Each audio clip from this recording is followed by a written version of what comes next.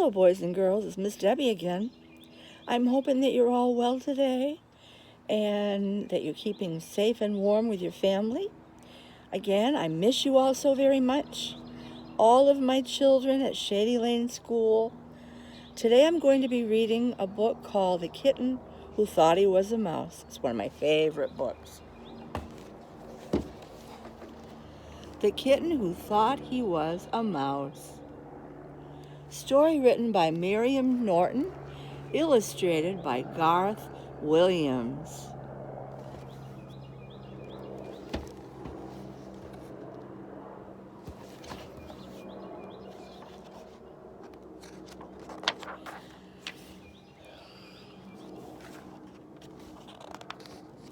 There were 5 Miggses, Mother and Father Miggs, and Lester and his 2 sisters. They had, as field mice do, an outdoor nest for summer in an empty lot and an indoor nest for winter in a nearby house.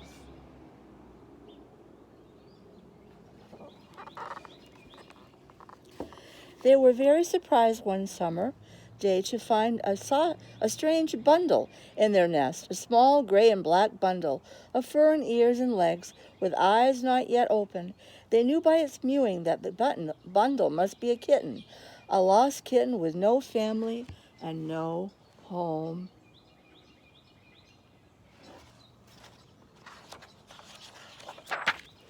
Poor kitty, said the sisters. Let him stay with us, said Lester. But a cat, said Mother Miggs. Why not, said Father Miggs.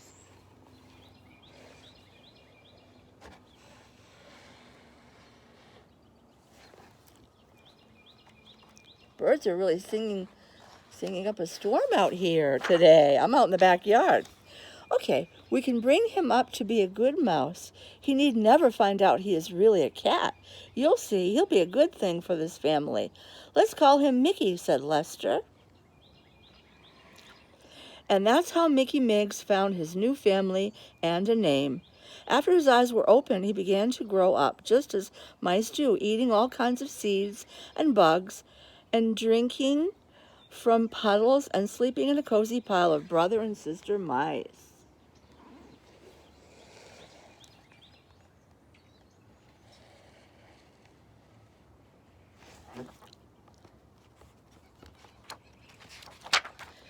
Father Miggs showed him his first tomcat at a safe distance and warned him to keep away from all cats and dogs and people. His first tomcat. Look, there he is. Mickey saw his first mousetrap. The most dangerous thing of all, said Mother Miggs, when they moved to the indoor nest that fall.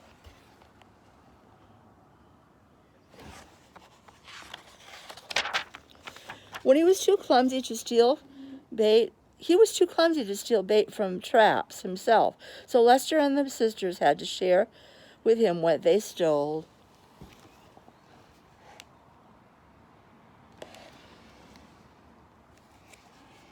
But Mickey was useful in fooling the household cat, Hazel. He practiced up on meowing. For usually, of course, he squeaked and became clever at what he thought was imitating a cat.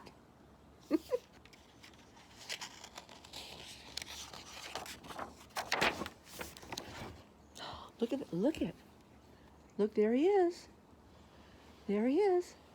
Look at the mice. He would hide in a dark corner and then meow, meow, he'd cry. Hazel would poke around, leaving the pantry shelves unguarded while she looked for the other cat. That gave Lester and his sisters a chance to make a raid on the leftovers. Poor Hazel, she knew she heard a cat, even smelled a cat, and sometimes saw a cat's eyes shining in the corner, but no cat ever came out to meet her.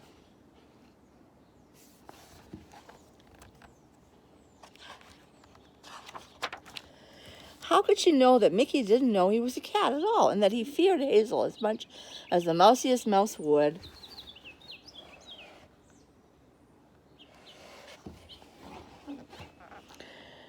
A wholesale and uncat-like food, said Mother Miggs to Father Miggs approvingly. Mickey is doing well. And Father Miggs said to Mother Miggs, I told you so. I told you so.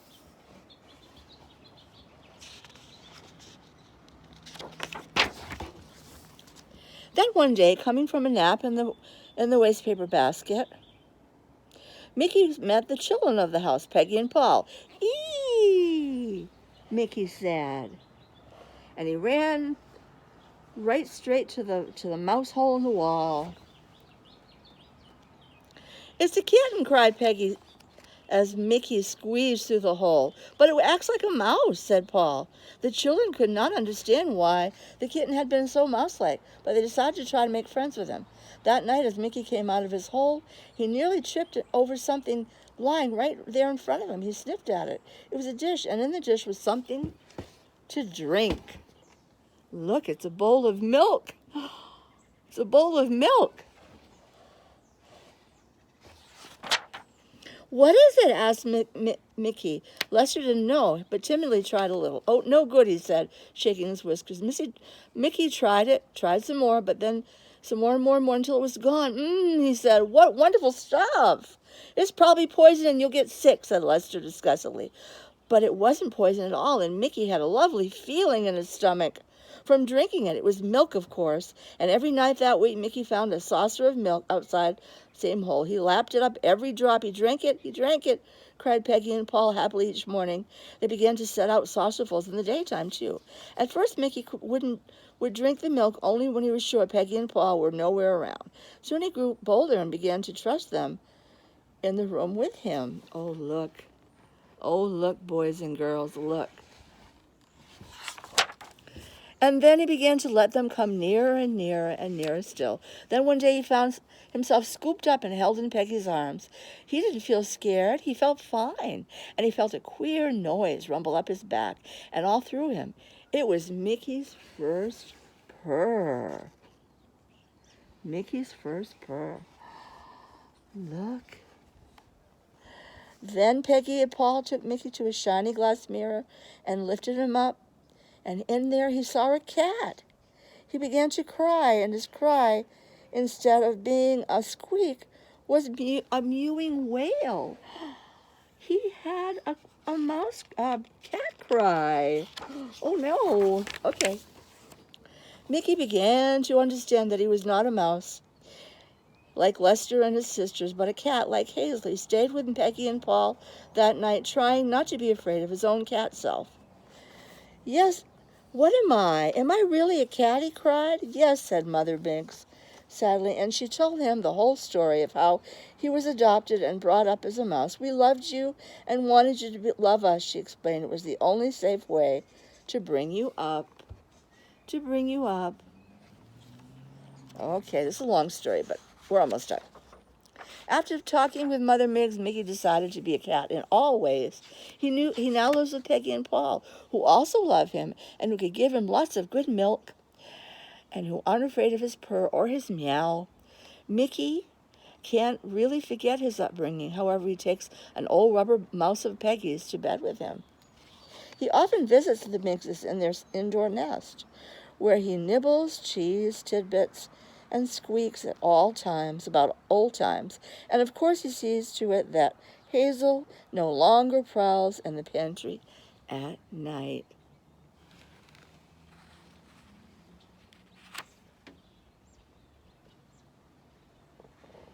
That was a good story.